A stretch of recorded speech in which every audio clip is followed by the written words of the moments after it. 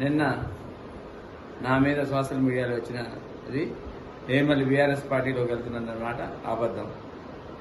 ఎందుకంటే ఒక్కసారి నేను డెసిషన్ చేసి భద్రాచలం అభివృద్ధి కొరకు కాంగ్రెస్ పార్టీ అయితే అభివృద్ధి చెందుద్దని ఏదైతే నా గురువు గారైన పొంగులేటి శ్రీనివాసరెడ్డి గారి ద్వారా నేను కాంగ్రెస్ పార్టీలో జాయిన్ అయ్యాను.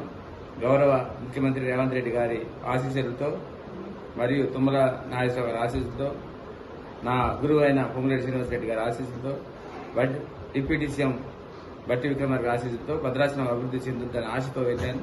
అదే ఆశతో ఉన్నాను తప్ప వేరేదైతే ఎటువంటి అపోహ చెందొద్దు. ఇది బీఆర్ఎస్ ప్రాపగండే అని నేను ఖచ్చితంగా చెప్తున్నాను. ఇంకా ఒక్కసారి జీవితంలో నేను తీసుకున్న స్టెప్ని మళ్ళీ తీసుకొని మరి నా రాజకీయ భవిష్యత్తు ఉందా లేదని తెలియదు కానీ ప్రజల అభివృద్ధి నాకు ఆశీస్సులే ఉన్నాయి. ప్రజలు అభివృద్ధే నాకు ముఖ్యమని మీకు తెలుపుతున్నాను. మీరు ఎటువంటి అపోహ చెందితే నేను కాంగ్రెస్ పార్టీని కొనసాగుతున్నాను.